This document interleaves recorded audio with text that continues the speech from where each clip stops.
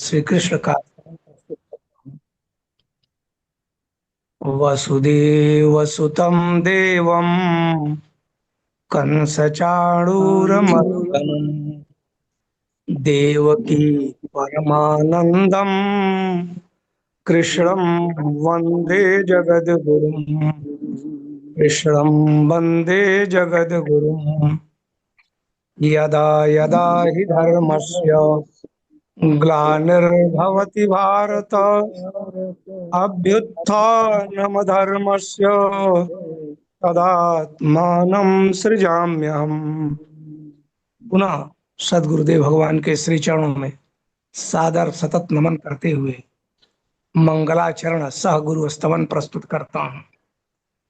सच्चिदानंद रूपाय विश्वोत्पत्त्यादि Hathaway तापत्रय विनाशाय श्रीकृष्णाय वयं नुमः। ब्रह्मानन्दं परमसुखदं केवलं ज्ञानमूर्तिं द्वन्द्वातीतं गगनसदृशं तत्त्वमस्यादिलक्ष्यम् एकं नित्यं विमलमचलं सर्वधी साक्षिभूतम् भावातीतं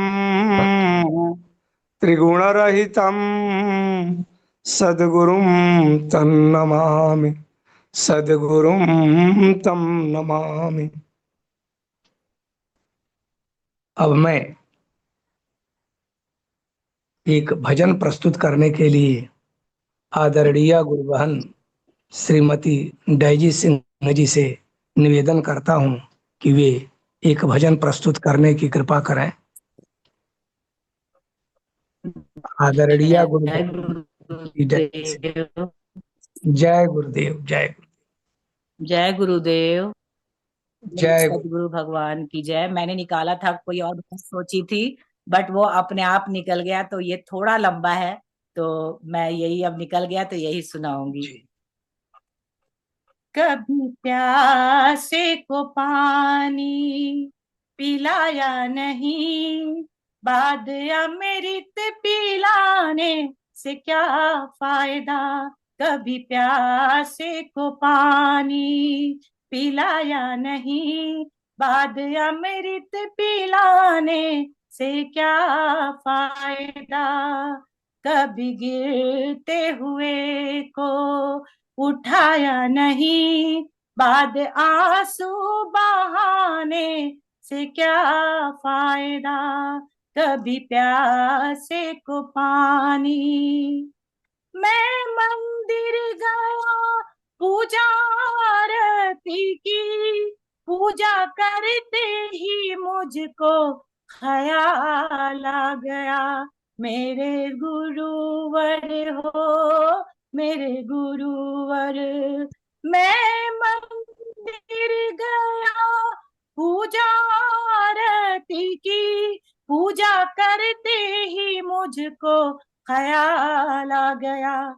कभी माँ बाप की सेवा की ही नहीं, ऐसे पूजा को करने से क्या फायदा। कभी प्यासे को पानी पिलाया नहीं, बाद अमृत पिलाने से क्या फायदा। मैं काशी हरिद्वार मथुरा गया, गंगा नहाने से पहले ख्याल आ गया। ओ,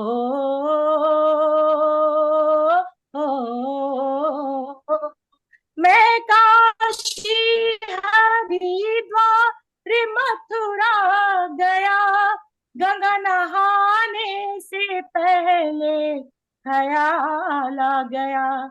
तन को धोया मगर मन को धोया नहीं, ऐसे गंगा नहाने से क्या फायदा। कभी प्यासे को पानी पिलाया नहीं, बाद अमृत पिलाने से क्या फायदा। मैंने दान दिया, जप तप भी किया, दान देते ही मुझको ख्याल आ गया। मैंने दान दिया, जप तप भी किया, दान देते ही मुझको ख्याल आ गया। कभी भूखों को भोजन कराया नहीं, दान लाखों का देने से क्या फायदा। कभी भूखों को भोजन कराया नहीं, दान लाखों का देने से क्या। कभी प्यास को पानी पिलाया नहीं, बाद अमृत पिलाने से क्या फायदा। मैं सत्संग गया, गुरुवाणी सुनी, गुरुवाणी को सुनकर ख्याल आ गया। मैं सत्संग, गुरुवाणी सुनी, गुरुवाणी को सुनकर ख्याल आ गया। मानो जन्म पादया कर ना सका, मानो जन्म पादया कर न सका। ऐसे जीवन को पाने से क्या फायदा। कभी प्यासे को पानी पिलाया नहीं, बाद अमृत पिलाने से क्या फायदा। माँ बाप की सेवा में सुख धाम है, उनके नाम ही चारों धाम है। ओ, ओ, ओ, ओ, ओ, माँ बाप की सेवा में सुख धाम है, उनके चरणों में ही चारों धाम है। माँ बाप की सेवा कर लो अगर, तब तीरथ करने का है फायदा। माँ बाप की सेवा कर लो अगर, तीरथ करने का है।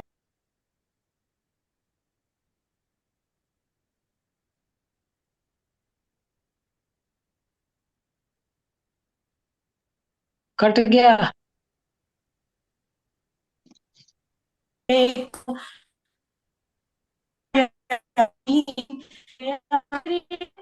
जाने से क्या पाएगा। बोलो सदगुरु भगवान की जय। जय। जय गुरुदेव, जय गुरुदेव। आदरणीय गुरु बहन जी ने बहुत ही सुंदर सुंदर भजन प्रस्तुत किया है। सुंदर। बहुत सुंदर भजन। और कभी प्यासे को पानी पिलाया नहीं, बाद अमृत पिलाने से क्या फायदा। जब जैसी जहाँ आवश्यकता है, आवश्यकता के अनुसार ही यदि उपकार किया जाए, उसकी भलाई की जाए, तो वो अधिक लाभप्रद होता है। तृप्त को दिया गया भोजन व्यर्थ होता है। तृप्त व्यक्ति को भोजन कराया गया तो फिर क्या फायदा। भूखे को भोजन कराया गया तो फलदायी होता है। यदि माँ बाप की सेवा न की गई तो सारा जीवन व्यर्थ चला जाता है। माँ बाप की सेवा अगर कर लिया तो सारा तीर्थ कर लिया, सारे तीर्थों का फल मिल जाता है। पितर प्रीति माँ पन्ने, प्रियंते सर्वदेवता, शास्त्र कहता है।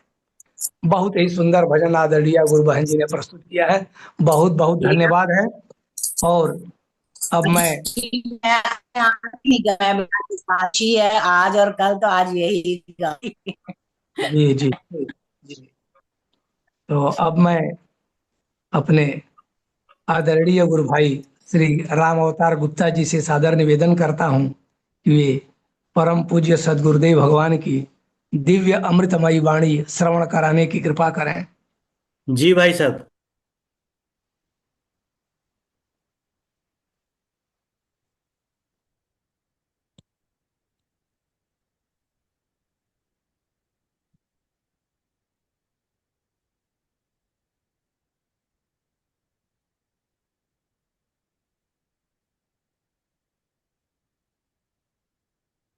गुरुदेव की दिव्य अमृतमयी वाणी में आज हम लोग सुनने जा रहे हैं बांदा प्रवचन 12 भाग 2।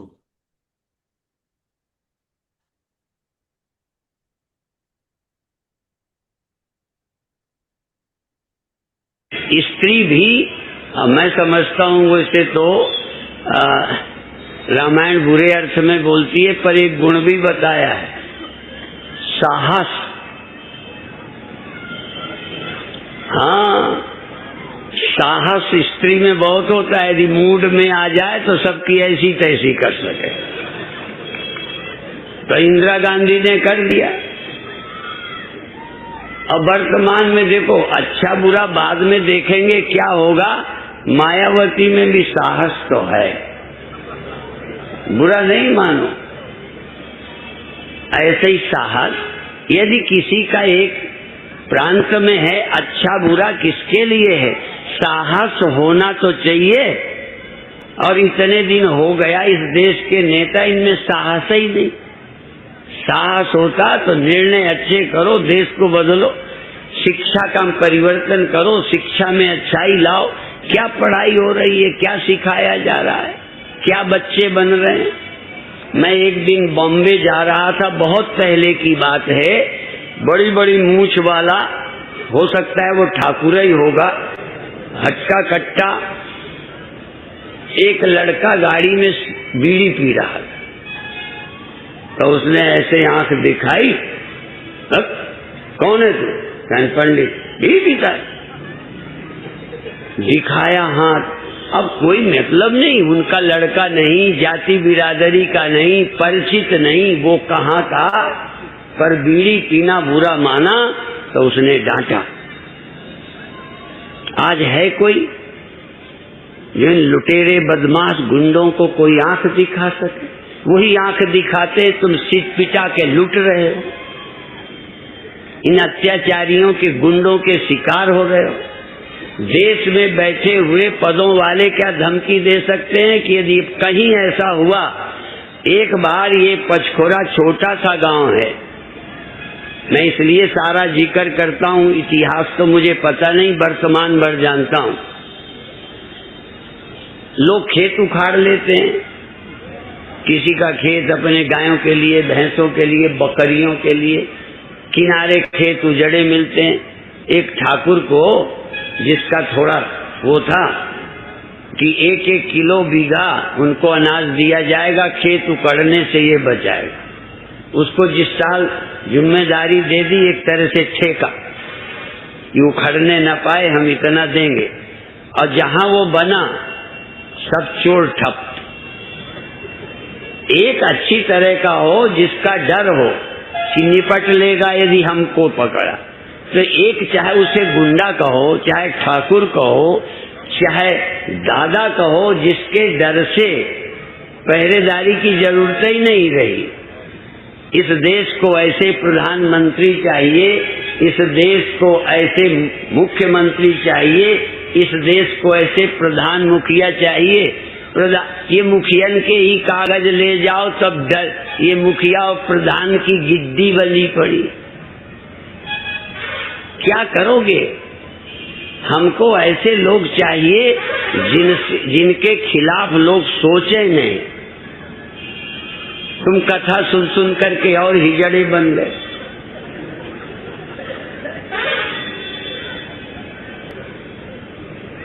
दम दुम रही कोई नहीं। इसलिए ये जो वेदांत था, जो गीता भगवान ने सुनाई, अर्जुन जो लड़ाई छोड़ रहा था, यहाँ लड़ाई का अर्थ समझ लो, कल बुरा अर्थ मत करना।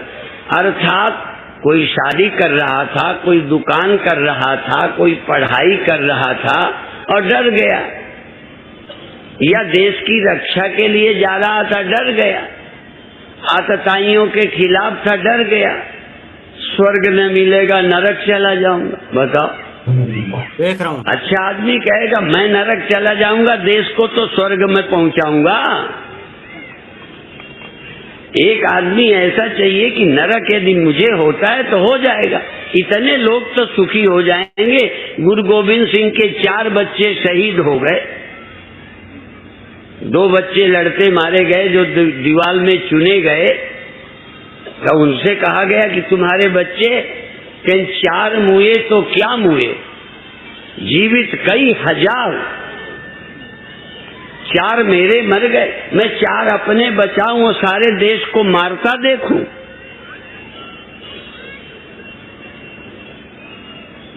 अभिप्राय है, सोच का ढंग है। एक आदमी यदि मर भी जाए और 100 को बचा ले, जैसे गायें खड़ी कर दी गई, हमारे धार्मिक लोग, हाँ, गायें खड़ी कर दी युद्ध में, हिंदुओं ने वार नहीं किया और हार गए। यदि उतनी गायें मर जाती तो आज गायें न कटती। उतनी गायें यदि हिंदू बचाने की चिंता छोड़कर वार करता तो उतनी गायें मरती, अब न मरती। ध्यान रखो, हम धार्मिक जरूर हैं पर बुद्धिमान नहीं हैं, वीर नहीं हैं, सूझबूझ नहीं है। लोग मुट्ठी भर एक होते हैं, उनके खिलाफ अभी एक भी कानून नहीं बन सका और हिंदू के विरुद्ध रोज एक कानून बन जाता है। कारण अकल नहीं है। मैं नहीं मानता कि तुम बुद्धिमान हो, तुम भाई भाई लड़ रहे हो, तुम जाति जाति के लड़ रहे हो, तुम पार्टी पार्टी के लड़ रहे हो। ये आपस में लड़ने का समय है, लड़ने का समय है। जो विश्व हमारी ओर आंखें ताने खड़ा है, हम विश्व से मुट्ठी भर लोग हैं, उनसे कोई नहीं आज तक विरोध कर रहा। इसलिए हम आपसे निवेदन करते हैं कि देखो, सत्संग में यदि अर्जुन युद्ध से भाग रहा था, धर्म के कारण भाग रहा था, कायरता से भाग रहा था, या अपने ही लोगों के मरने से डर रहा था। ये भी डर है, आखिर ये मेरे ही लोग हैं, ये तो तेरे हैं, पर वो कर क्या रहे हैं? ये मेरी जाति का है गद्दी में, ये मेरी पार्टी का है गद्दी में, मार तेरी जाति का। जो तेरी जाति का जो देश को खा रहा है वो तेरी जाति का हो चाहे किसी का हो, मार हटा। मेरी जाति को टिकट मिला, बिक गए। तेरी जाति को टिकट मिल गया तो क्या हो गया? तेरी जाति का उद्धार हो गया। यदि तेरी जाति को टिकट मिल जाता है, तू बनिया है, तू पंडित है, तू ठाकुर है, तो तेरी टिकट से हो गया भला। इसलिए हम तुमसे निवेदन करते हैं कि इतने स्वार्थी मत बनो कि जाति के नाम से मेरी जाति का तेरी जाति का तेरे को पड़ोसी रोज लूटता है। बनिया बनिया का प्यार है क्या? पंडित पंडित को प्यार नहीं, फिर टिकट में क्यों सोचते हो बनिया को मिल गया? बनिया को मिल गया तो तुझे क्या मिल गया ये बता। यदि पड़ोस का बनिया अमीर हो गया तो तू क्यों जलता है बेवकूफ? एक पंडित की दुकान चलती है तो दूसरा पंडित क्यों परेशान? टिकट के समय क्यों बिक गए? देश भूल गया, धर्म भूल गया, संस्कृति भूल गई, देश का भविष्य भूल गया, टिकटों में खरीदे गए।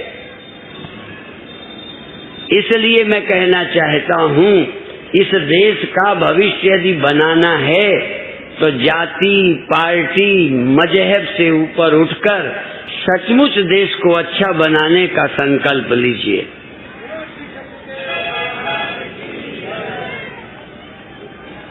देश अच्छा रहेगा, मेरे बच्चे, मेरी बच्चियां, कितनी हिंदू लड़कियां उठाई जाती हैं। पहले मैं समझता था ऐसी अफवाहें हैं, अब मैं देश गया, विदेश गया तो देखा हजारों लोग मुझे रोते मिलते हैं। सिख मुझे रोते मिलते हैं, हमारी बेटी। पंडित रोते मिलते हैं, हमारी बेटी। कोई रोता मिलता है। और देखो, पार्टी चाहे हमारे खिलाफ थी, मैं उसको धन्यवाद देता हूँ। बहराइच की तरफ एक लड़की उठाई गई, उसने सारे लोगों का हिसाब किताब कर दिया, लड़की वापस करा दी। यद्यपि वो बसपा का है आदमी, पर मैं ध्यान दो ना, हम ऐसे आदमी चाहते हैं किसी पार्टी में हो, इस देश को नुकसान होता हो तो किसी मजहब का आदमी हो, निपटने की हिम्मत रखता उसके हम पक्ष में। पार्टी कोई होनी चाहिए, पार्टी से क्या लेना देना। तुम पार्टी के पालतू कुत्ते हो क्या? पट्टा बंद गया तो पीछे पीछे पिल्ले भाग रहे हो। अत्याचार और अन्याय बर्दाश्त मत करो। और देखो, तुम काम करने लगोगे दुखी नहीं रहोगे, ये भी मैं बता दूं। अब हम और तो बताएं, सच बता दें, यदि ये हमें काम न मिले, कहीं गौशाला, कहीं स्कूल, कहीं कुछ और कहीं प्रवचन, कहीं यहाँ काम में लगे हैं तो टाइम ठीक बीतता है, आनंद में बीत रहा है। अब तुम घर में बैठे रहोगे, काम कुछ है नहीं तो रोने के सिवा, निंदा के सिवा करोगे क्या? काम तो कोई है ही नहीं। पढ़ाने लग जाओ, फ्री पढ़ाओ, खाली मत बैठो, फ्री सेवा करो, कुछ खोजो, रिसर्च करो, सीखो। हमारे यहाँ के लोगों को सीखने का देखो, अब मैं गौशाला चला रहा हूँ, गौशाला के विषय में सीख रहा हूँ, गाय के विषय में सीख रहा, गोमूत्र के विषय में सीख रहा, गाय की क्या क्या औषधियाँ बन सकती हैं वो सीख रहा हूँ, जड़ी बूटियाँ। क्यों सीख रहा हूँ? मेरे लड़के बीमार पड़े हैं और मुझे दवा बना करके पैसे कमाने हैं, पैसे ही बहुत मिल रहा।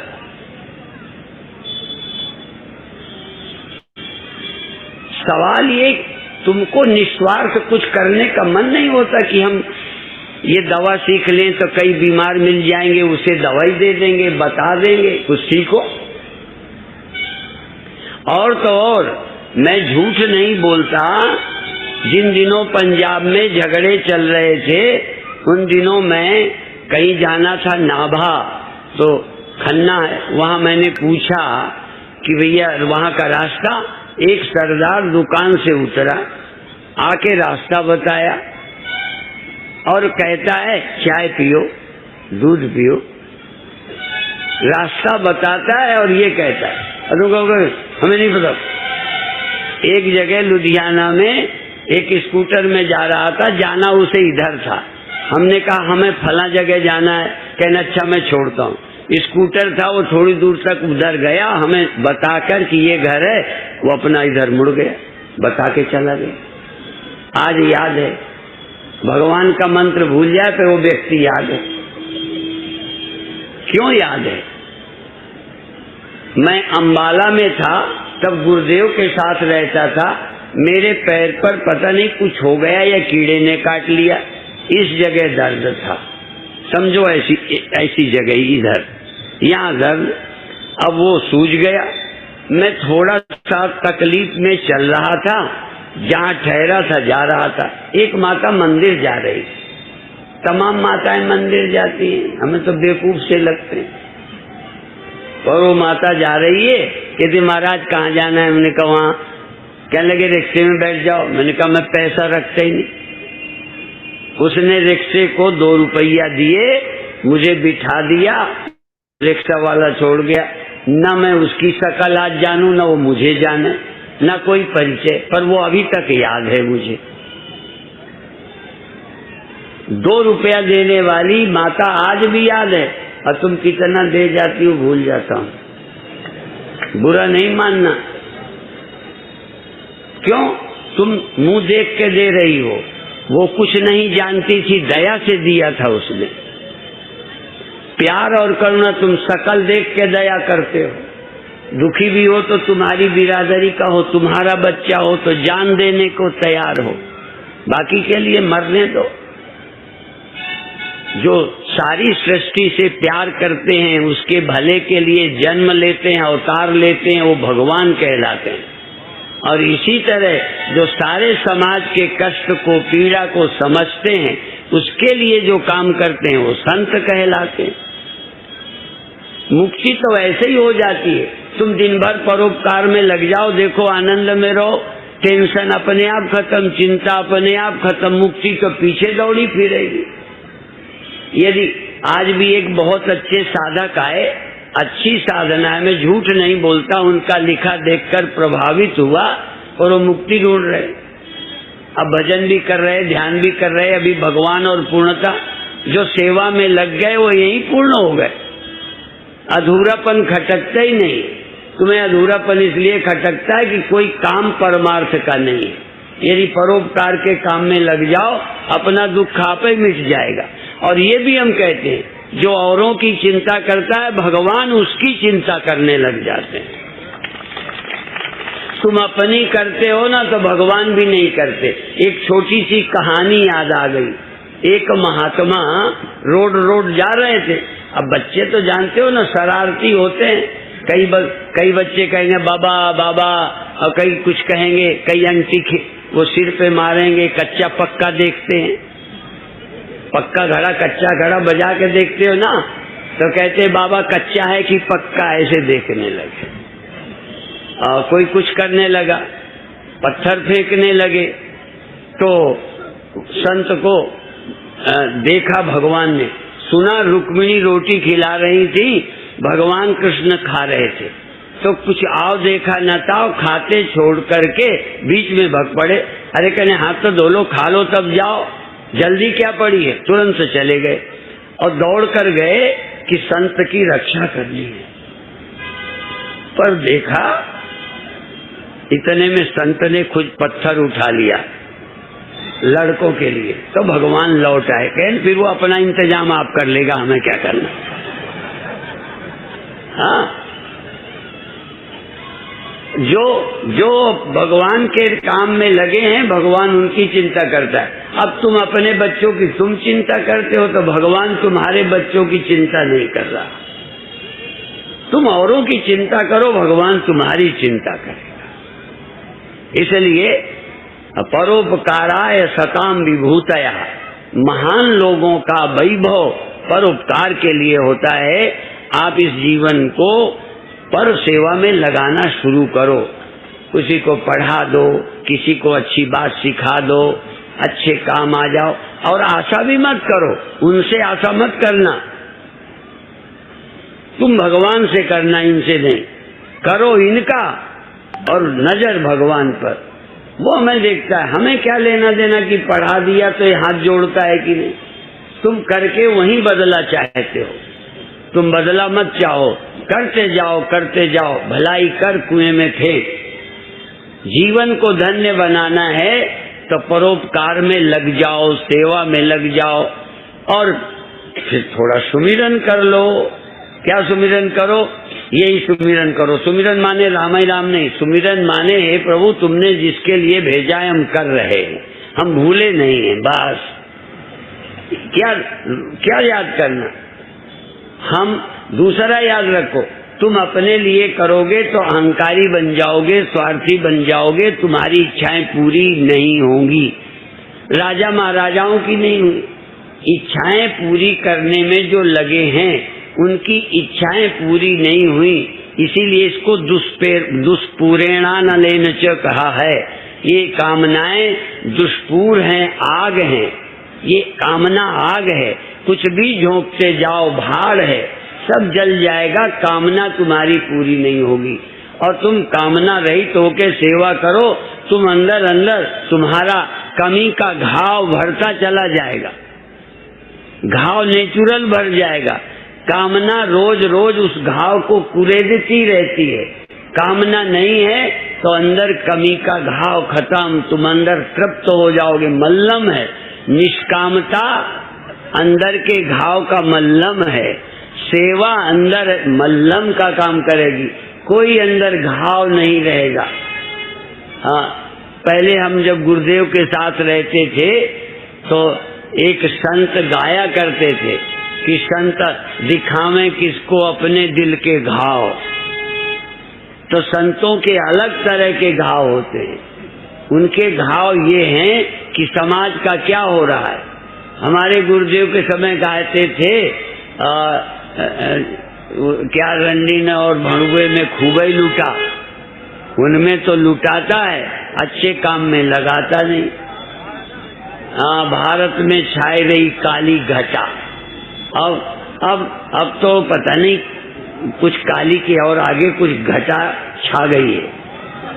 काली तो उसी समय छा गई थी, अब पता नहीं लोग क्या हो गए हैं। देखो, कमाते समय थोड़ा ध्यान रखो। मेरा कोई ध्यान रखे न रखे, मेरे को रोज सुझाव, किताबें ऐसी कर दो, बड़ी सस्ती हैं। तो मैंने कहा दुनिया लूटती है, मैं भी लूटूं। यदि देखो काम चलता रहे बस, और क्या है, और ज्यादा तो समाज का है। या छोड़ के मर जाओ या दे जाओ, किसी को लगा जाओ, और नहीं तो जीते जी कोई बंदूक दिखा के ले ले, सरकार टैक्स लगा ले। क्या है, सिर्फ मन का धन, मन का धन। एक कहावत है, मन का धन। मन को लगता है जैसे कुछ मिला, बड़े हो गए, हुआ कुछ नहीं, पर एक राहत रहती है, लगता रहता है। इसलिए आपसे निवेदन है कि धीरे धीरे जो हमारे मन की हविश है वो खत्म हो सकती है। हविश की हविश, हम राठ में गए तब एक बच्चों का कार्यक्रम था, एक बच्चे ने गाया था, हविश की हविश इंसान को हैवान बना देती है। हविश की कमी, देखो, हविश की कमी इंसान को इंसान बना देती है। हविश से बचे कोई जीवन भर तो इंसान को भगवान बना देती है। तो यदि कामना नहीं है तो आप भगवान हो गए। और थोड़ी सी बात जो आत्मा की पहचान की है वो अभी थोड़ा सा करते हैं कि क्या है आत्मा। आत्मा सरल ढंग से समझो, जिससे सब उपजते हैं, जो उपजने के पहले है वो सत्य है, जो बनने के, उपजने के, जन्मने के, पैदा होने के पहले है उसका नाम है सत्य। सत्य उसे कहते हैं जो स्वयं कभी पैदा नहीं हुआ, होता नहीं, सब उससे पैदा होते हैं, उसी को सत्य कहते हैं, उसी को भगवान कहते हैं, उसी को आत्मा कहते हैं। जैसे पानी में काई बन जाए, लहरें बन जाएं, कीड़े मकोड़े बन जाएं, मछली बन जाए, पैदा हो जाएं, जिएं और मर जाएं, पानी बना। यद्यपि हम लोग पानी का जब कहते हैं तो हमारा दिमाग आपका भी चलता है, कहीं तालाब की तरफ ध्यान जाएगा कि तालाब भी तो खत्म हो जाता है।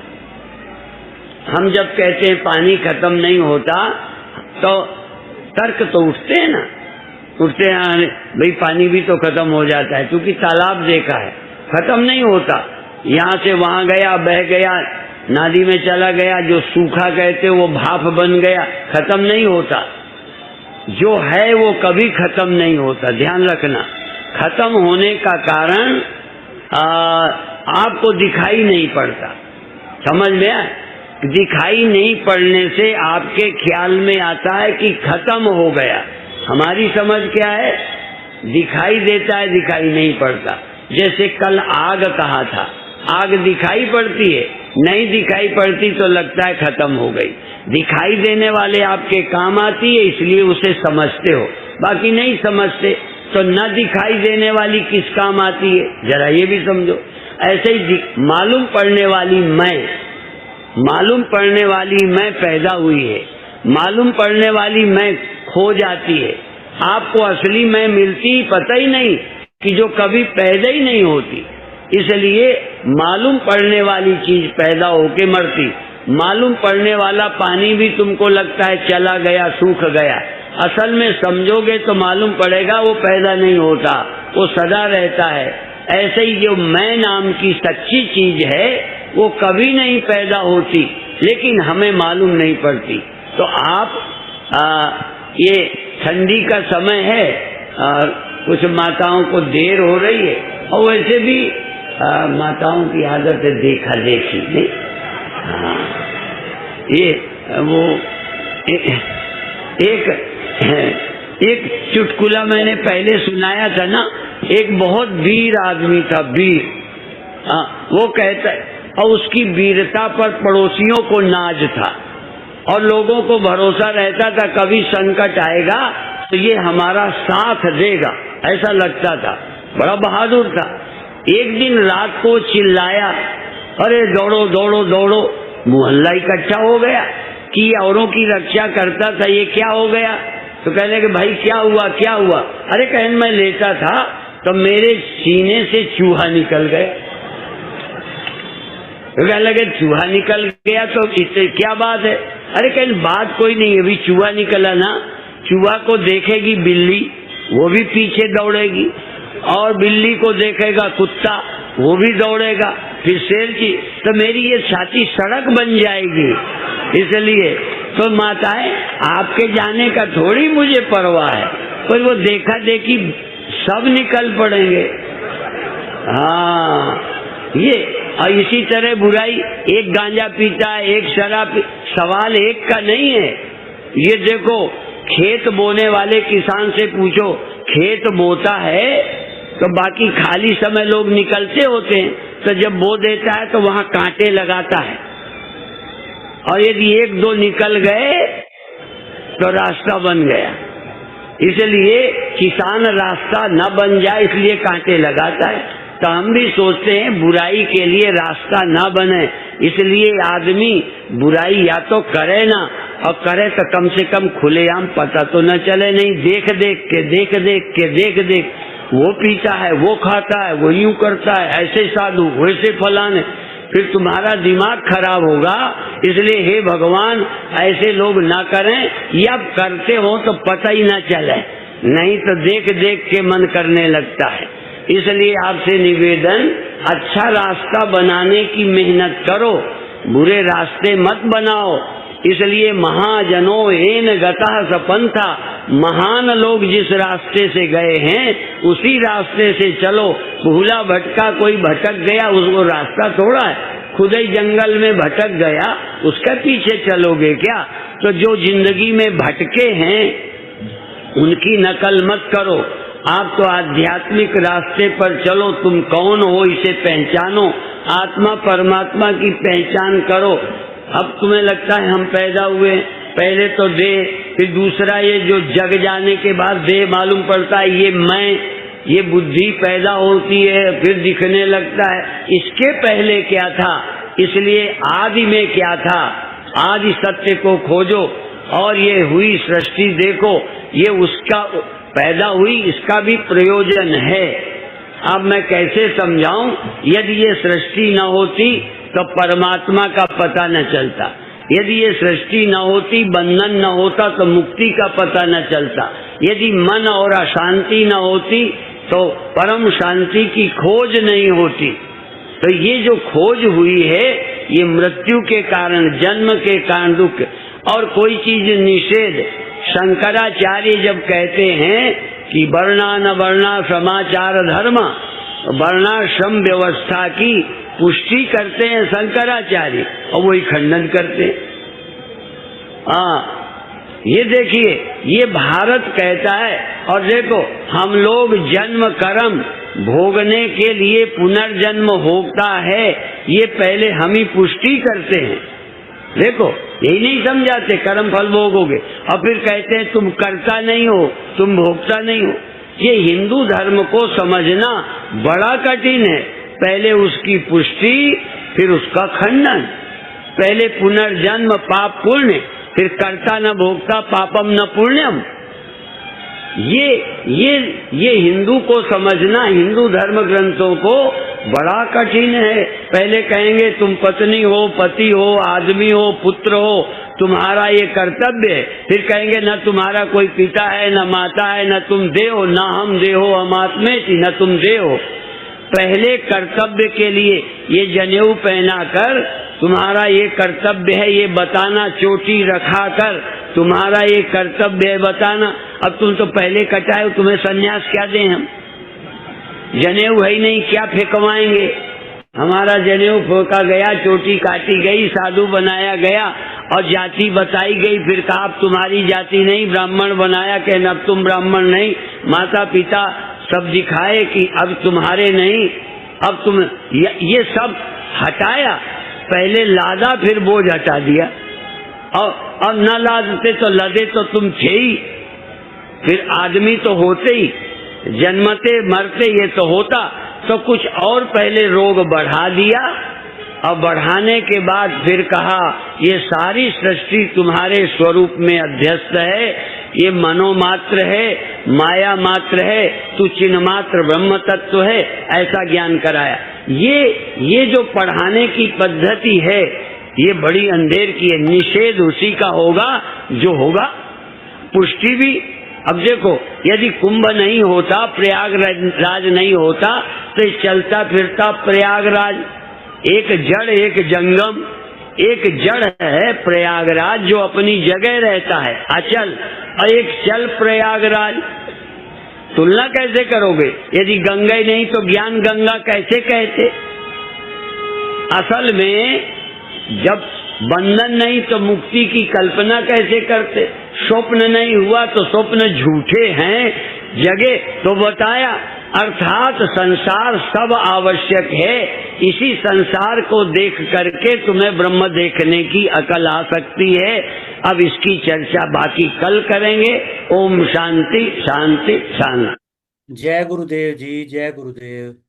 जय गुरुदेव।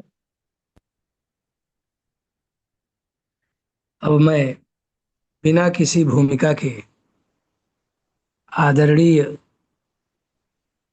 गुरु भाई श्री कमल किशोर पांडेय जी से सादर निवेदन करता हूं कि आज वे सदगुरुदेव भगवान के आज के प्रवचन पर अपनी अभिव्यक्ति प्रदान करने की कृपा करें। जय गुरुदेव। जय गुरुदेव। आवाज आ रही है? जी आ रही है। परम श्रद्धेय श्री सदगुरुदेव भगवान के श्री चरणों में दंडवत प्रणाम, और मंच पर उपस्थित सभी गुरु भाई बहनों का सादर नमन एवं वंदन। आज गुरुदेव ने व्यावहारिक भी कहा है और अंत में अध्यात्म भी कहा है। गुरुदेव ने कहा है कि आजकल कोई किसी से मतलब नहीं रखता, लेकिन गुरुदेव ट्रेन में जा रहे थे, एक लड़का बीड़ी पी रहा था, तो एक कोई सशक्त आदमी था, उसने आंख दिखाई और पूछा तो कौन है? तो उसने कहा पंडित। बोले कि बीड़ी पीता है, यानी जबकि उसका कोई मतलब नहीं था। ये समाज सुधार की बात गुरुदेव बता रहे हैं। आजकल ये ऐसा लोप हो गया है, मतलब इसकी छाया भी नहीं दिखाई पड़ती है, यानी उसको बीड़ी पीना बुरा लग रहा था। फिर गुरुदेव कहते हैं कि जो रामचरितमानस में यद्यपि तुलसीदास जी ने स्त्रियों को लिखा है, गुरुदेव ने पूरा नहीं बताया, लेकिन मैं उस चौपाई को पढ़ देता हूं कि साहस अनर्थ चपलता माया, भय अविवेक अशौच अदाया, अवगुण 8 सदा रही। इसमें केवल साहस लेना है, अनर्थ माने झूठ बोलना है, चपलता चंचलता है, माया है, भय है, अविवेक माने जानते ही हैं अविवेक जिसमें विवेक नहीं है, अशौच अपवित्रता है, अदाया माने करुणा नहीं है। यह गुण तुलसीदास जी ने लिखे, वो अलग प्रकरण है। यहाँ पर साहस की बात आई, यानी इसलिए साहस कहा है कि व्यक्ति में साहस हो तो हो, स्त्रियों में भी साहस होना चाहिए, जैसा कि इंदिरा गांधी के समय में हुआ था। फिर गुरुदेव कहते हैं किसी तरह से एक पचखुरा गांव है, वहां पर जो है वो लोग खेत उजाड़ देते थे, तो वहां पर एक ठाकुर को जो है उन्होंने मुखिया बना दिया और उससे कहा तुम्हारी जिम्मेदारी है। तो इतना बलवान और साहसी निकला कि उसके डर से जो है वो सबके खेत उजड़ने से बच गए। नहीं, गुरुदेव का कहने का मतलब ये था कि इतना बलवान और साहसी व्यक्ति ही प्रधानमंत्री बनना चाहिए जो राष्ट्र की सेवा पूरी लगन और ईमानदारी से कर सके। फिर कहते हैं अर्जुन जब अपने सगे संबंधियों को देखकर कायरतापूर्ण व्यवहार से युद्ध से विमुख हो गया, तब भगवान कृष्ण ने वेदांत सुनाकर अर्जुन को कर्तव्य परायणता का बोध कराया और इस राष्ट्र को अधर्मियों आतताइयों से मुक्त कराया। गुरु गोविंद सिंह के 2 बच्चे युद्ध में वीरगति को प्राप्त हो गए और 2 दीवार में चुनवा दिए गए। जब उनसे लोगों ने पूछा कि तुम्हारे बच्चे तो बलिदान हो गए, तब उन्होंने उत्तर दिया 4 मुए तो क्या मुए, जीवित कई हजार, मैं अपने 4 बच्चों का शोक क्यों मनाऊं, ये सबको मरता देखूं, सिर्फ सोच की बात। फिर गुरुदेव कहते हैं कि सिर्फ हम ना बुद्धिमान नहीं है, हम वीर नहीं है, हमारी सोच में सूझबूझ नहीं है, हम जातिवाद, क्षेत्रवाद, प्रांतवाद में उलझकर आपस में ही लड़ रहे हैं, जबकि विधर्मी लोग अपनी एकता को बनाए हुए हैं और किसी की हिम्मत नहीं होती इन हिंदू विरोधियों का सामना करने की। गुरुदेव कहते हैं कि स्वार्थी मत बनो, अपने में पद पाने की, सम्मान पाने की चेष्टा में हम देश और अपनी पार्टी से गद्दारी करते हैं, जो नितांत अनुचित है। यह कृत्य भी हमें धर्म के रास्ते से भटकाता है और राष्ट्र विरोधियों के साथ खड़ा करता है। यदि इस देश के भविष्य से हमें प्रेम है तो जाति मजहब से ऊपर उठकर देश को सुखी व समृद्ध बनाने का संकल्प लेना होगा। देश जब सुरक्षित होगा तो हम सब सुरक्षित होंगे। आज के समय जाने कितनी हिंदू लड़कियों का अपहरण होता है। बहराइच में एक हिंदू लड़की को उठाया तो वहां के एक नेता ने सभी दुष्ट लोगों को जो ऐसा करते थे उनको अपनी ताकत से मजबूर कर दिया और हिंदू लड़की को वापस करा ली। इस देश में कोई आदमी है जो किसी भी पार्टी का हो, किसी मजहब का हो, बहादुरी से दुश्मन का मुकाबला कर सकता हो? गुरुदेव कहते हैं उसके हम पक्ष में। अत्याचार और अन्याय बर्दाश्त नहीं करना है। गुरुदेव अपना उदाहरण देकर के बताते हैं कि हम गौशाला और आश्रम की देखभाल करते हैं तो समय भी कट जाता है और सेवा भी हो जाती है। इसी तरह तुम भी जितना पढ़े हो उसका उपयोग गरीब बच्चों को निःशुल्क पढ़ाने में करो, नहीं तो कुछ उनको सीखने का प्रयास करो जिससे कोई सेवा करने का अवसर मिल जाए। लेकिन भारतवर्ष में लोग सीखना नहीं चाहते। गुरुदेव अपना बता रहे हैं, हम कहीं जा रहे थे, एक सरदार जी से रास्ता पूछा तो सरदार जी दुकान से उतरे और रास्ता बताया और कहा आओ चाय पियो। नहीं, ये सज्जनता की पहचान। कुछ लोग रास्ता बताने से स्पष्ट मना कर देते हैं। फिर एक स्कूटर वाले का उदाहरण, स्कूटर वाला कहीं जा रहा था और गुरुदेव को रास्ता बताने के लिए स्कूटर पर बैठाकर और घर तक छोड़कर फिर वापस अपने गंतव्य को गया। तो गुरुदेव कहते हैं उसकी याद अभी भी है। फिर गुरुदेव ने मंदिर जाने वाली माता का उदाहरण दिया। उदाहरण तो बहुत छोटे छोटे हैं लेकिन बहुत इंपॉर्टेंट। कि गुरुदेव के पैर में दर्द या था तो माता ने रिक्शे वाले को बुलाकर रुपए दिए और गुरुदेव को रिक्शे पर ले जाने को कहा। रिक्शे वाला छोड़ आया। वो 2 रुपए देने वाली माता आज भी याद है। गुरुदेव कहते हैं कि हम लोग देते भी हैं तो ये सोच कर कि गुरुदेव हमें देख लें, माने अपनी पहचान बनाने को देते हैं। हम सकाम भाव से देते हैं, जबकि उस माता ने निष्काम भाव से दया से प्रेरित होकर रुपए दिए थे। जो सारी सृष्टि के भले के लिए अवतार लेते हैं वो भगवान कहलाते हैं, गुरुदेव कहते हैं। इसी तरह जो सारे समाज की पीड़ा को समझते हैं और समाज के कष्ट निवारण के लिए कार्य करते हैं वो संत कहलाते हैं। अगर हम परोपकार में लग जाएं तो 2 लाभ होंगे, एक तो आनंद मिलेगा और निष्काम सेवा का भी पुण्य लाभ मिलेगा। फिर लोग कहते हैं, गुरुदेव कहते हैं मुक्ति और क्या है? मुक्ति तो निष्काम सेवा से मिलती है। हमें अधूरापन इसलिए खटकता है कि हम पूजा भजन तो करते हैं पर परमार्थ का कोई कार्य नहीं करते। जो औरों की चिंता करते हैं वो हम उसकी चिंता करने लग जाते हैं। जब हम अपनी चिंता करते हैं तब भगवान हमारी चिंता करना छोड़ देते हैं और कहते हैं कि जब तुम अपनी चिंता करने लगे तो हमारा क्या काम रहेगा। फिर गुरुदेव संत का उदाहरण बता रहे। एक महात्मा रास्ते में जा रहे थे, कुछ बच्चे संत को पत्थर मारने लगे तो रुक्मिणी जी भगवान को भोजन करा रही थी। भगवान भोजन कर ही रहे थे, अचानक भगवान भोजन छोड़कर बीच में जाने लगे। तो रुक्मिणी जी ने कहा कि हाथ तो धो लो, इतनी जल्दी क्या है।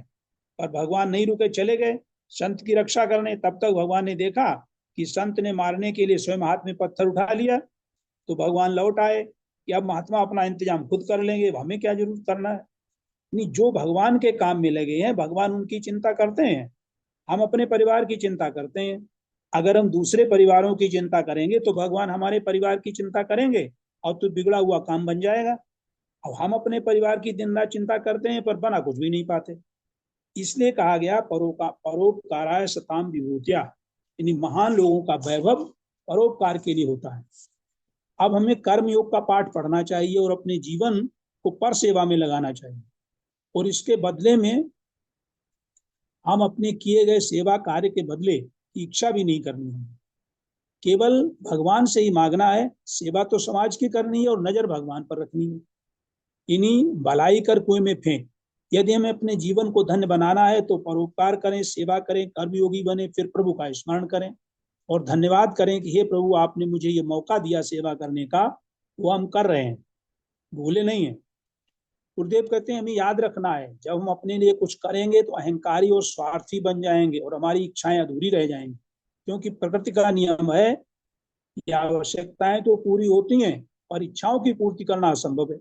गीता में इच्छाओं को पूरी न कर पाने को दुष्पूरेणानलेन च कहा है। च कामना आग है, यानी तुलसी बुझे न काम अग्नि को विषय वारिबो घीते। जैसे अग्नि को बुझाने के लिए हम जितना विषय रूपी घी डालेंगे वो बुझेगी नहीं, बढ़ती जाएगी। जब हम सेवा भाव से काम करेंगे तो जो हमारे अंदर अतृप्त होने का भाव है वो तृप्त में परिवर्तित होता जाएगा। निष्कामता अंदर के घाव का मल्लम है। संतों के घाव समाज के पतन की चिंता के हैं। जैसे भारत में छाई गई काली घटा, ये काली घटा है, हर जगह अत्याचार, अनाचार, बेईमानी, छल कपट हो रहा है। गुरुदेव ने अपना दृष्टांत प्रस्तुत किया कि लोगों ने कहा कि आप किताबें सस्ती बेचते हैं, दाम बढ़ा दो। गुरुदेव बोले कि दुनिया लूट रही तो क्या मैं भी लूटने लगूं? यानी इन संसाधनों पर ज्यादा अधिकार समाज का है, तो धन को समाज की सेवा में लगा दो तो कल्याण होगा। क्योंकि ये धन यहीं छोड़कर जाना है, नहीं तो कोई जीते जी लूट लेगा। ये सिर्फ मन का धन है। फिर राठ का गुरुदेव उदाहरण बताते हैं। राठ में बच्चों का कार्यक्रम था, उनमें एक बच्ची ने गाया, हविष की हविष इंसान को हैवान बना देती है, हविष की कमी इंसान को इंसान बना देती है, हविष से बचे कोई जीवन भर तो इंसान को भगवान बना दे। हमारी हविष ही तो है, यानी कभी पेट भरता नहीं, और मिल जाए और मिल जाए और मिल जाए। और जब ऐसा होता है तो हमारी आकांक्षाएं इतनी बढ़ जाती हैं कि हम मर्डर भी करने लगते हैं, हम लूटने भी लगते हैं, हम डाका भी डालने लगते हैं। और यह हविष अगर नॉर्मल थोड़ी कम हो तो इंसान बन जाएंगे, और बिल्कुल खत्म हो जाए तो भगवान। जब हमारे में कोई कामना नहीं होती है तब हम शहंशाह होते हैं। चाह गई चिंता मिटी मनुआ बेपरवाह, चाह को कछु न चाहिए सो शाहन को शाह। फिर आप गुरुदेव आत्मा को समझा रहे हैं कि जिससे सब उपजते हैं वो सत्य है।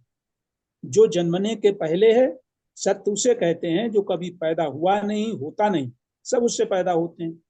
उसी को सत्य कह लो, उसी को भगवान कह लो, उसी को आत्मा कह लो, वो एक ही है, दूसरा हो ही नहीं सकता। जैसे पानी में काई तो बन जाती है, कीड़े मकोड़े पैदा हो जाते हैं, जीवित रहते हैं और मर जाते हैं, पानी ज्यों का त्यों बना रहता है, उसमें कभी परिवर्तन नहीं होता। तो ये जो बनावटी मय है यही हमें मालूम पड़ती है। जो चेतन की छाया अंतःकरण में पड़ने से प्रतिबिंबित होकर मय में भासती है, यही मैं स्वप्न में स्वप्नाकार बन जाती है और गहरी नींद में अज्ञान में लीन हो जाती है। गुरुदेव कहते हैं अभी हमें असली मय का पता ही नहीं है, जो जागृत में भी थी, स्वप्न में भी थी और गहरी नींद में भी एक जैसी रहती है, जो न जन्मती है न मरती है। पर इस मय पर हमारा ध्यान कभी नहीं जाता, क्योंकि अभी तक उसे हमने जाना ही नहीं। जब हम गहरी नींद के बाद सोकर उठते हैं तब कहते हैं कि अच्छी नींद आई, ये बताने वाला कौन है? नींद के बाद वो जो हमारा चेतन स्वरूप है, हमारी आत्मा है, वही बताता है। वह चेतन में स्वयं प्रकाश है, उसको देखने के लिए किसी अन्य प्रकाश की जरूरत नहीं है। जैसे दीपक को ढूंढने के लिए दूसरे दीपक की जरूरत नहीं पड़ती। फिर गुरुदेव कहते हैं कि महाजनो इन गता सपंता, महापुरुषों ने जो अपने जीवन में आदर्श स्थापित किए हैं, हमें उन्हीं आदर्शों को मानकर चलना चाहिए। न कि जो समाज में बुराइयां पैदा करते हैं, समाज को बिगाड़ते हैं, उनका अनुसरण नहीं करना। मानव जीवन हमें किस लिए मिला है, हम कौन हैं, इसको पहचानना है। फिर कहते हैं कि जगत में जागने पर जो कुछ दिखाई पड़ता है हमें, मन इंद्रियां बुद्धि से जो जानकारी में आया, गुरुदेव कहते हैं इससे पहले क्या था, उस आदि सत्य को खोजो और फिर उत्पन्न सृष्टि को देखो। इस सृष्टि की रचना का भी प्रयोजन है, बिना प्रयोजन के कुछ भी सृजन नहीं होता। जब सृष्टि नहीं होती तो इस सृष्टि को जानने वाला कौन होता, तब परमात्मा भी कहाँ होता और उसको जानने वाला भी कोई नहीं होता। अगर ये माया न होती तो हमें छुटकारा किससे करना पड़ता? यदि हम अशांत न होते तो हमें शांति की खोज क्यों करते? नहीं, जब हमारा जन्म हुआ तो मरण भी निश्चित हो गया, तभी हमें मरने से बचने का उपाय खोजने की जरूरत महसूस हुई। शंकराचार्य जी ने कहा है कि वर्णान वर्णा समाचार धर्मा, यानी वर्णाश्रम की पुष्टि शंकराचार्य जी करते हैं और फिर उसका खंडन भी करते हैं। गुरुदेव कहते हैं कि जैसे सनातन वैदिक धर्म में पहले पुनर्जन्म, पाप पुण्य, कर्ता और भोक्ता बताया जाता है, क्योंकि पहले हमें धर्मात्मा बनना होगा। गुरुदेव का फिर महात्मा अन्य प्रवचनों में गुरुदेव बताते यही उसी का संदर्भ भी है कि सनातन धर्म में पहले तो बताया जाए ये न करो तो पाप लगेगा, ये करो तो पुण्य होगा, पुनर्जन्म होगा तुम्हारा, तो कर्ता और भोक्ता। फिर उसका खंडन करेंगे, न पापम न पुण्यम न सुखम न दुखम। पहले तो पिता का धर्म, माता का धर्म, पुत्र का धर्म, निभाओ सबका धर्म। फिर कहते हैं तुम्हारा कोई धर्म नहीं, तुम न तुम्हारा कोई माता है, न पिता है, न पुत्र है, न पति है, न पत्नी है, क्या है, ना हम देहो अहम आत्मे थी। यानी पहले धर्मात्मा फिर महात्मा, यानी पहले धर्म के पालन के लिए संस्कार कराए जाते हैं, जैसे यज्ञोपवीत कराया जाता है, चोटी रखाई जाती है। बोलते हैं जब तुमने वाले संस्कार को स्वीकार ही नहीं किया तो अब हम तुम्हें संन्यास कैसे दिलवाएं। यानी हम तो अभी यज्ञोपवीत भी नहीं अपना पहनते हैं और चोटी भी नहीं रखाते हैं। जब यज्ञोपवीत पहना नहीं है, चोटी रखाई नहीं है, तो क्या उतरवाया जाए, संन्यास आश्रम कैसे दिया जाए। गुरुदेव कहते हैं कि हमारा यज्ञोपवीत हुआ, हमारी चोटी रखी, हमें ब्राह्मण बताया गया, अब न यज्ञोपवीत न चोटी न ब्राह्मण, ऐसा दादा गुरु ने किया। और फिर पहले सब लादा और फिर से बोझ हटा दिया, सब उतरवा दिया। नहीं, गुरुदेव कहते हैं निष्कर्ष ये है कि सारी सृष्टि हमारे में आत्म स्वरूप में अध्यस्त है, ये मनोमात्र है, माया मात्र है, हम चिन्मात्र ब्रह्म तत्व हैं, ऐसा ज्ञान कराया। नहीं, खंडन उसी का होगा जिसकी पहले पुष्टि होगी। जैसे एक जड़ प्रयागराज है, अगर जड़ माने स्थायी और जंगम माने चलने फिरने वाला, अगर जड़ प्रयागराज नहीं होता तो जंगम कहाँ से हो जाता। यानी जब जड़ प्रयागराज हो जाए, उसी में तो लोग चलने फिरने जाएंगे, घूमने जाएंगे, तो प्रयागराज बनेगा। जब गंगा ही नहीं होगी तो ज्ञान गंगा कहाँ होगी। इन्हीं शब्दों के साथ मैं वाणी को विराम देता हूँ। जय गुरुदेव। जय गुरुदेव। आदरणीय विद्वान गुरु भाई जी ने आज के प्रवचन के सभी बिंदुओं पर विधिवत प्रकाश डाला है। आदरणीय गुरु भाई जी को बहुत बहुत धन्यवाद है। और अब मैं आदरणीय गुरु बहन श्रीमती किरण अग्रवाल जी से सादर निवेदन करता हूं कि वे आज के प्रवचन पर संक्षेप में अपने विचार रखते हुए आज के कार्यक्रम को विश्राम देने की कृपा करेंगी। आदरणीय गुरु बहन जय गुरुदेव। श्रीमती किरण अग्रवाल जी, जय गुरुदेव। जय गुरुदेव। जय गुरुदेव। आज परम स्वामी जी, श्रद्धेय आज जो है स्वामी जी जुड़े हुए हैं, विश्राम करवाइए।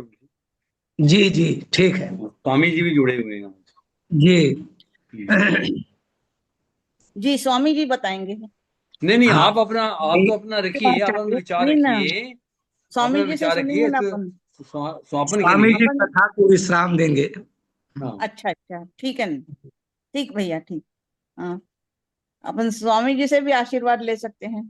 हाँ, आप अपने जी विचार व्यक्त कर लें उसके बाद। जी। मैं पहली बार ही बोल रही हूँ आज, जितनी भी गलतियां होंगी उसके लिए मैं क्षमा चाहती हूँ। परम श्रद्धेय श्री सद्गुरुदेव भगवान के चरणारविंद में दंडवत प्रणाम। और मंच पर सभी उपस्थित भाई बहनों को, कुलदीप भैया को बहुत बहुत धन्यवाद। पहली बार मैं बोलने जा रही हूँ, मुझसे पता नहीं कितनी गलतियां होगी।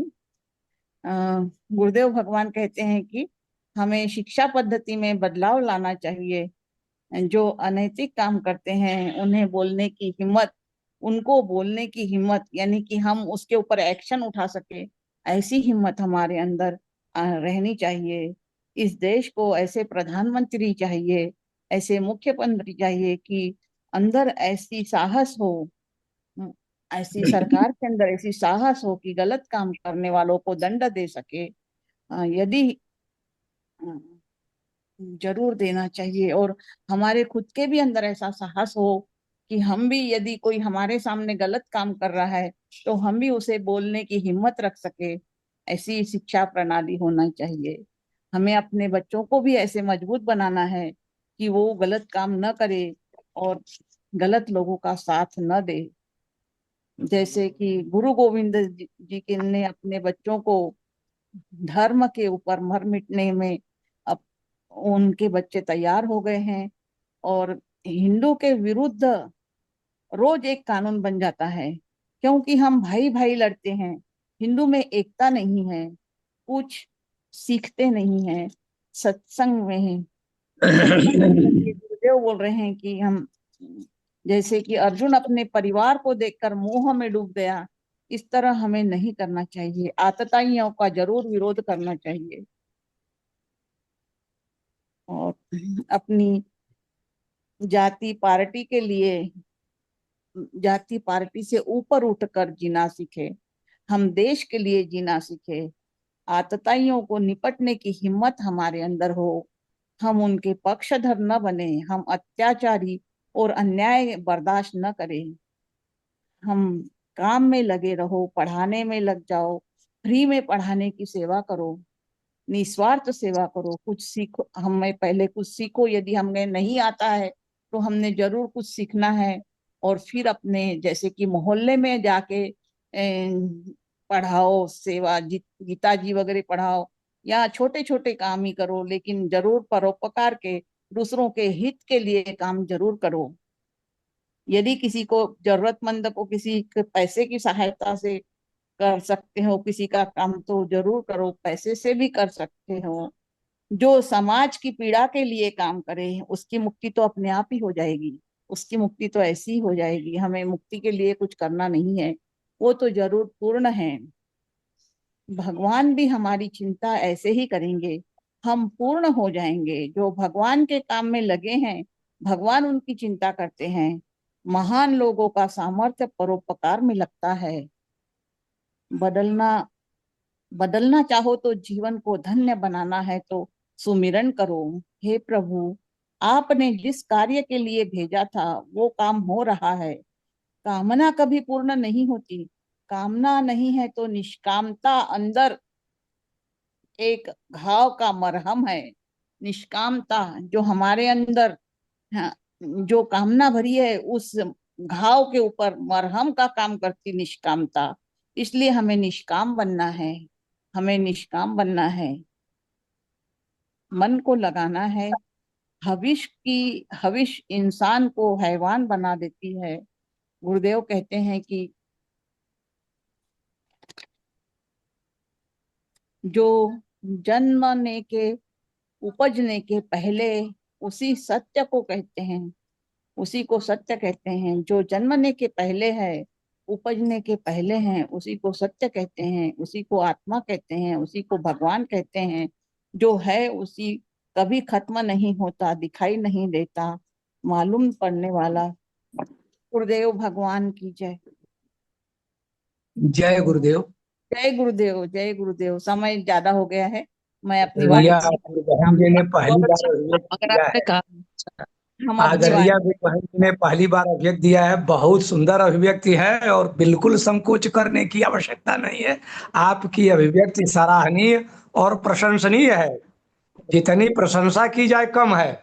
आप तत्पर रहें और उत्साह पूर्वक हिस्सा लें। धन्यवाद, बहुत धन्यवाद अच्छी, जी किरण अग्रवाल जी। धन्यवाद है आपको, मुझे बहुत लगता बहुत है धन्यवाद है। मुझे लगता है आपको अगली बार आपको पूर्ण अभिव्यक्ति देंगे 10-15 जी, मिनट की। धन्यवाद। अब मैं ऐसे समय के अनुसार आपको बहुत बहुत मैं धन्यवाद, आपने हमें इस लायक समझा। अपने आदरणीय वरिष्ठ गुरु भाई स्वामी श्री आनंद स्वरूप जी से सादर निवेदन करता हूं कि वे आज के कार्यक्रम को विश्राम देने की कृपा करें। बोलिए गुरुदेव भगवान की जय। ये सभी मेरे गुरु बहन भाइयों को मैं हृदय से नमन करता हूँ। बस एक शब्द कहकर एक ही बात को दोहरा रहा हूँ। मन का धन। गुरुदेव ने ये शब्द आज बोले, मन का धन। मन के धन का अर्थ क्या है, बस इसे समझना है कि मन से हम धनी होते हैं, मन से हम गरीब होते हैं। और एक बहुत धनवान व्यक्ति भी धनी नहीं हो सकता जब वो मन से क्षीण है। मन उसका अगर कंगाल है तो मन उसका भरा हुआ नहीं है तो वो धनी नहीं है। और एक निर्धन भी अपने आप में बहुत धनी हो सकता है।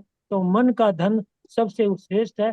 जो मन, जिसके पास मन का धन है उसे कोई अभाव नहीं होता। और जो मन के धन से वंचित है वो सब होते हुए भी अपने आप में बहुत क्षीण हो सकता है, गरीब हो सकता है। तो हमें अपने मन के धन को कैसे बढ़ाना है, मन के धन को प्रबल ऐसे मन से हम धनी होते हैं, मन से हम गरीब होते हैं। गरीब धन से नहीं होता व्यक्ति, केवल मन से होता है। तो हम मन का बड़ा महत्व है। इस मन के महत्व को हमें जीवन में समझना है और इस मन के धन से अपने आप को प्रोत करके सारे अभावों से अपने आप को मुक्त करना है। बोलिए गुरुदेव भगवान की जय। समय बहुत ये ओम गुरुर्ब्रह्मा गुरुर्विष्णु गुरुर्देवो महेश्वरा गुरुर्साक्षात् परब्रह्म तस्मै श्री गुरुवे ध्यान मूलं गुरुर्मूर्ति पूजा मूलं गुरुपदम मंत्र मूलं गुरुर्वाक्यं मोक्ष मूलं गुरु कृपा। बोलिए सर्वे भवन्तु सुखिनः, सर्वे सन्तु निरामया, सर्वे भद्राणि पश्यन्तु मा कश्चित् दुःखभाग्। ओम शांति शांति शांति। ओम। आज के आनंद की जय। जय हो। आज के आनंद की जय। जय हो। जय हो। जय।